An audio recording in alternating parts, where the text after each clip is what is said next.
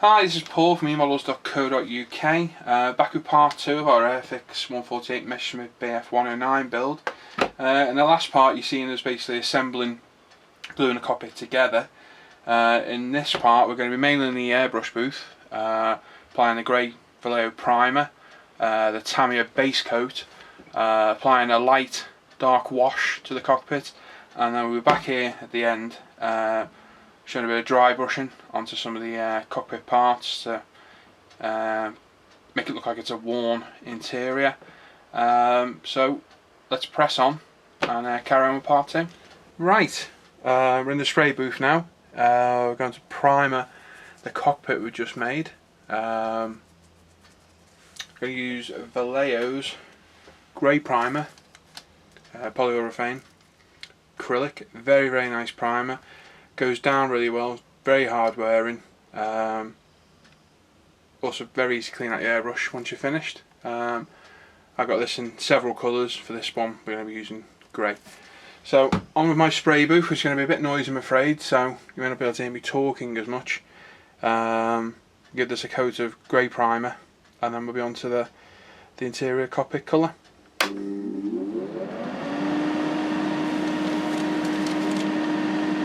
Right, first off, check the flow is alright.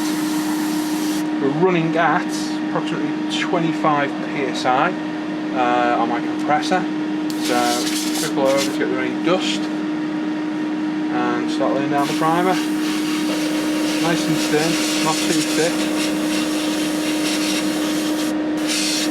Misting coats all over to begin with, all little nooks and crannies.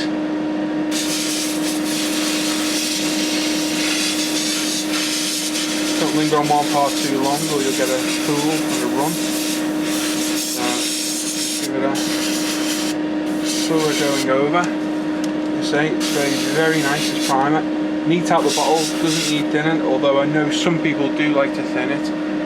Personally I don't, I like to spray it neat. For good coverage. The most important thing with this, don't spray too much, just take your time. Check your flow every now and then.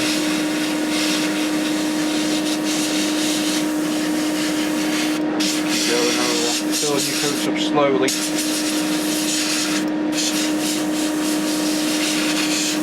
Until you get the finish you require. Just make sure you get it anywhere in. As you can see, I've just got a bit of a pool there at the bottom, so just a bit of air, dry it off. Don't put any more over that. Because I'm looking at the monitor, checking that you can see me rather than looking at the model. Keep the airbrush moving, flowing nicely. So if it ever gets too wet, just go back to the air, just give it a dry off.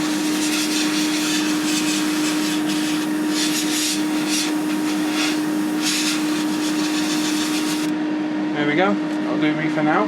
So that's been primed in the Vallejo grey primer.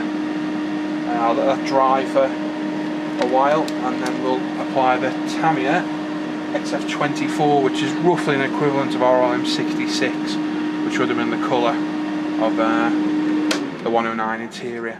Back to the cockpit. That Vallejo grey primer is now dried for approximately 20 minutes.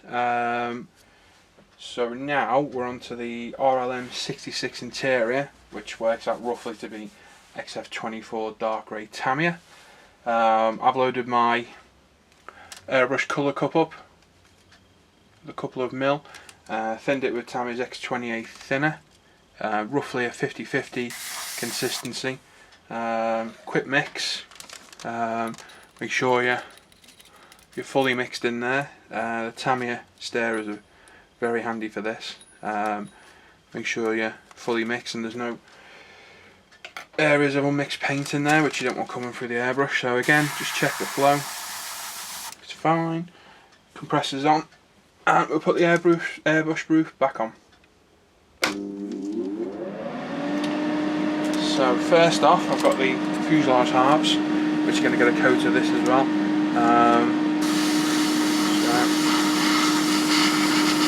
Again, just nice light coats to begin with, building it up. Don't get it too wet. Keep building it up. If it starts getting wet, either put it down for a minute and go to another part of the model, or let it have a bit of air to dry it.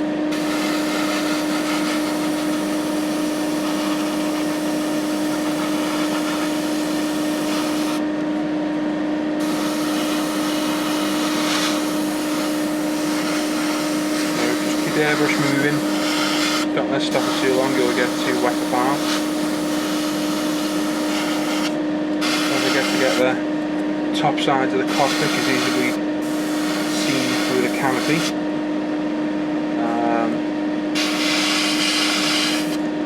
Make sure you're happy with the finish. Go all the different angles, because there's always a nook or a corner that will always miss the paint. Obviously you're not going to see all of this once the model's built, so there's no point in spraying the entire thing. Good coat. Make sure you get everywhere that can be seen. So the next part. Again, start off slowly, not too much. Keep building up the coat.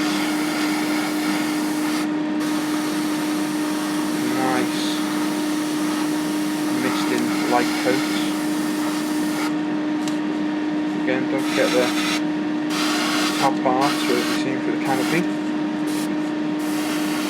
Again, this side's got a few more detailed parts to it, so the likes of just here, you can see where the paint hasn't got. So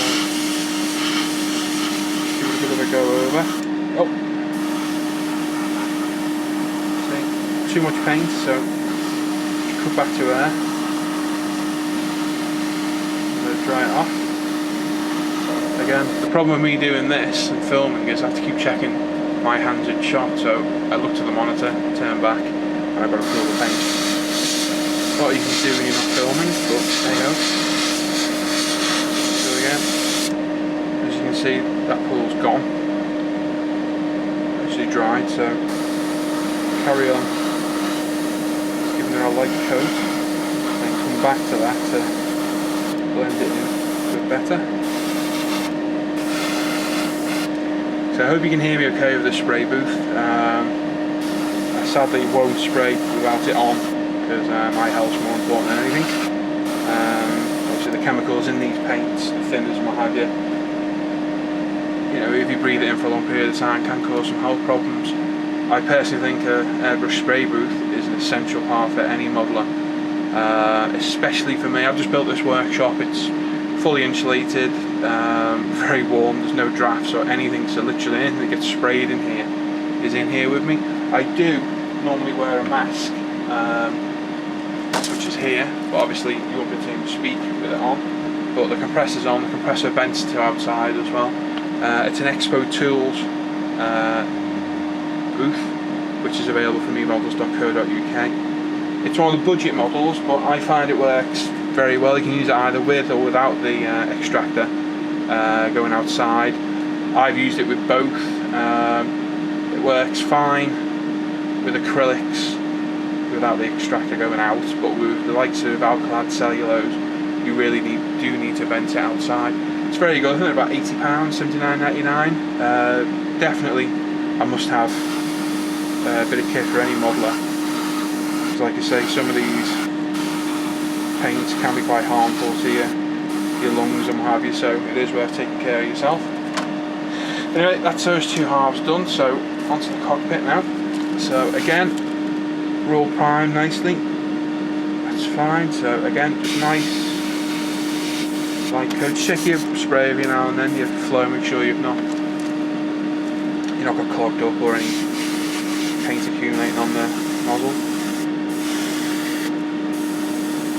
Nice light coats all round. You're not trying to cover the whole model in one go, you're just applying a light coat, and as you move around that part will dry. And when you come back again, it'll be dry. The beauty of acrylics, they dry very, very fast. One of the reasons I won't use enamels is they take forever to dry. Obviously there's the uses in weather and armour, where you can use that to your advantage with oils to create streaking effects and what have you, but in a model like this, I know for a fact in 5 minutes I'll be able to pick this up. It'll be touch dry, it won't be completely dry, it'll be dry enough for me to handle, and obviously you can crack on with builds a lot quicker than you could using enamels. Tamiya acrylics are definitely one of the best acrylics out there. I use several types of paints. I've got extra acrylics, Tamiya, Vallejo Model Colour, which I brush paint with, Vallejo Model Air and Alcards. Model Air is a good paint as well. I find the Tamiya a little bit easier to apply and a little bit more hard wearing. But the beauty of the Vallejo acrylics is they are RLM colours, so they are specifically matched to the German Luftwaffe colours. And I will, or I think I will, be using those on the exterior camo.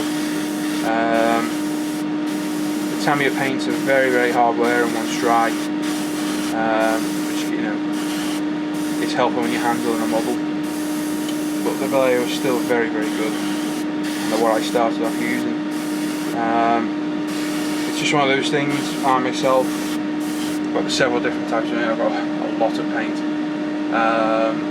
It gives you that option to chop and change, pick what colours you want, what you find matches better. And again, it can be a personal preference. Some people don't like Tamiya, some people don't like Vallejo. Just try them and pick which you find best for yourself. There we go, that's that basically covered now.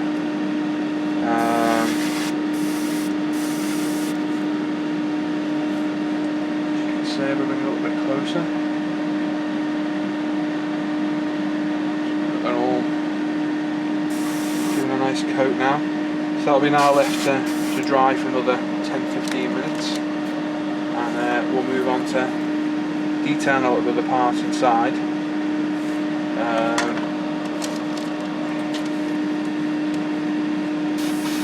And a little bit of the weathering, not much. It's a 1/48 scale model, there's not a massive amount of detail in here, but you make the most of what you've got, and try and make it look as realistic as possible. Right, I've picked out some detail parts from inside the cockpit using various Vallejo paints.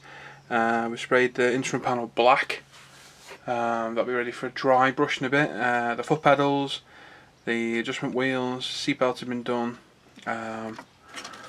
Also added some of the detail parts to the size of fuselage. They've been painted, and obviously control levers as well have been added. So what we're going to do now is, I've got a very highly thinned self-mixed bottle of Tamiya XF1. It's a tip I picked off another modeler, for adding a very quick, easy wash to cockpits. It works very well, simple. So I'll crack on and get it done.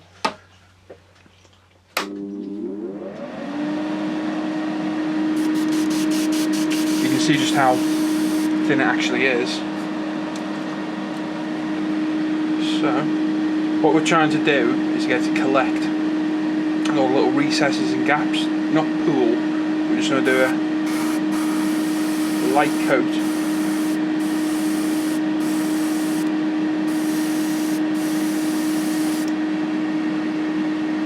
So it collects corners. Basically gives the appearance of being dirty and warm. So again, not going mental or hardly got any drawback on the airbrush trigger at all. Just let it naturally collect in all the little recesses and gaps. And that's left upright. Everything drains downwards, as it would in real life. If we can get it to stand up.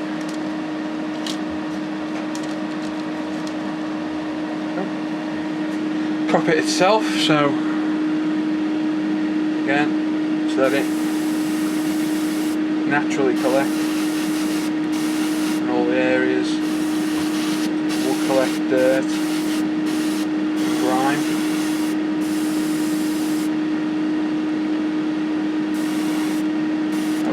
very thin. You can also blow it around with the airbrush, which is handy.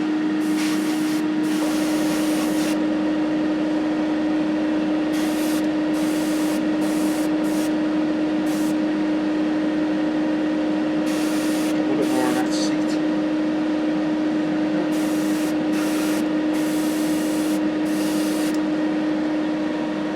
There we go, that can be stood up.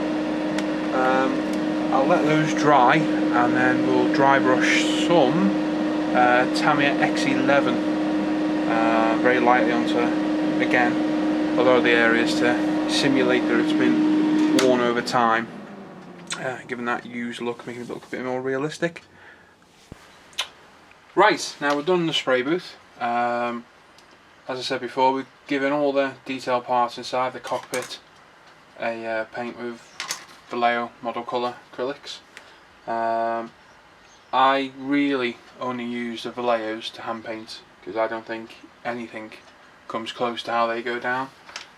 These are the model colour, so these are specifically for hand painting. You can thin them and airbrush them. I don't like to because I think the pigments are a little too big for airbrushing, so I use the Vallejo Model Air for that if needed. They come in a variety of colours. I have quite an extensive collection of them.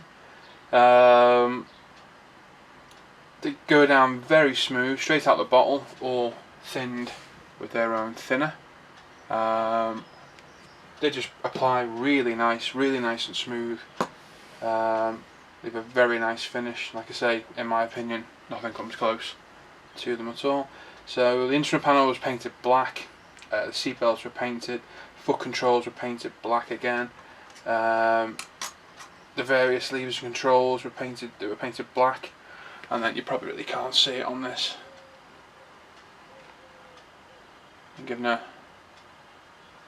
light red and yellow on the control levers. These were then sprayed in that very thin mixture of Tamiya XF1. That's now dried, so that now breaks up the blandness of the grey interior, adding a little bit more interest and detail to it. So what I'm going to do now is I'm just going to dry brush some Tamiya X11 onto the various surfaces to give that worn look as such. So for that you need a brush. We can either use a standard brush and cut the bristles down quite short, or I've got one of Vallejo's actual dry brushes here. What you prefer to use entirely up to yourself, as long as you follow a few guidelines whilst doing it. So give the paint a good shake. Get plenty on the brush as such. Then using a clean piece of kitchen towel, get as much off as possible. You really do not want much on the brush. It needs to be virtually dry, hence the term dry brushing. So if you look,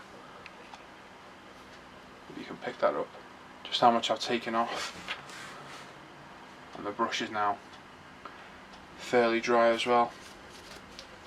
So if I keep you zoomed in, we do this side first, we're literally just going to drag over any of the raised surfaces. Again, how much you want to do, it depends how much you want to go over.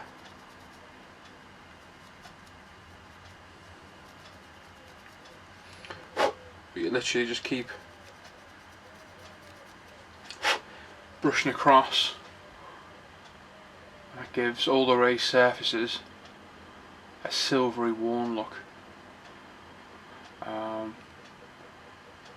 Obviously on this kit there are a couple of injector pin marks here. You can remove them if you want. To be honest, once the cockpit's in, they can't be seen anyway, so they're no real drama. So basically, just keep going around the model. You may find you need to add a bit more to your brush, you may not. So you're literally just touching the raised surfaces. So basically the edges become silver, as if they've been worn over time.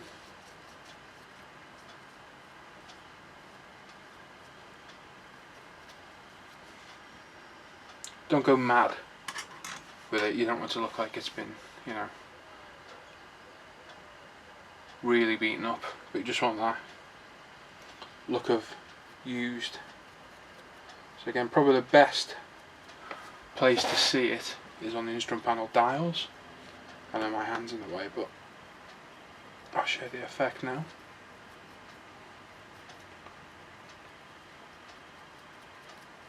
Basically go all around the dials, the edge of the instrument panel, the stick, foot pedals,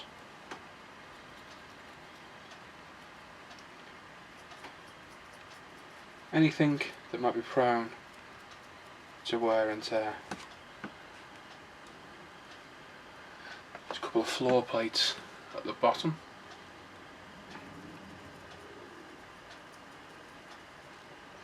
As you go through, you'll notice your brush starts to get drier and drier, so you really do have to start working it in. But this is something you get used to as time goes on doing it. Just don't overdo it, less is more. You really don't want to be showing a lot. But it's things like this add a bit of interest to your model. Break them apart a little bit rather than looking bland and boring. I don't know how well the camera will pick that up. Get it to focus.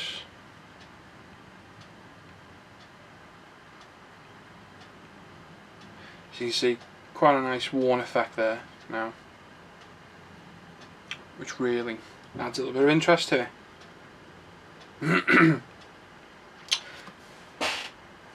So now this can be installed into here. Right, so I've just quickly glued in the propeller shaft. That's in there ready. The instructions do call out to add the propeller at the same time. I don't like to. Again, it'll get snapped off, broken, and I can do a better job of building it and spraying it while it's off the plane. I fitted in the cockpit into one side of the fuselage, which you can see there. I'll just zoom in. If I'm honest, it didn't even really need gluing. The fit was that well on it. But just to be sure, I'll just put a little bit of extra thin in around the back, just to make sure it's held in properly, and then in future it won't come loose, which it wouldn't anyway, to be honest. You can see in there the weathered, dry brushed dials and parts of the cockpit. So I'll just zoom back out. So like I said at the beginning of this video, just how well this model goes together, and this is the perfect example. Normally on kits like these, you put them together, there's massive gaps. All the tops and bottoms you have to fill with putty and sand and file constantly to get rid of. With this, there's none of that really. Literally put the two halves together, you can hear them clicking in place. Make sure they're all in nice and tight.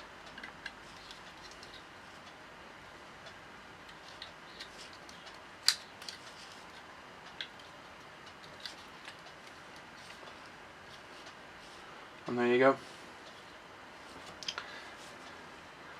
Nicely fitted, no real gaps at all. Once I go around this with the Tamiya extra thin, a little bit of Mr. Servicer 500 or 1000, give it a sand, you won't even know they're there. So in the next program we'll cover the gluing of the fuselage together, the filling of it, the sanding, and we'll get the wings on, etc. That's the end of part 2, which basically brings us to this position. I hope you like what you've seen. I'll be back shortly with part 3, which will cover, like I've just said, the gluing of the seams, filling, sanding, etc. It's paulfromemodels.co.uk. Check out your models website, plenty of new products on the homepage. If you're on Facebook, like us on there as well. And I'll see you soon. Take care.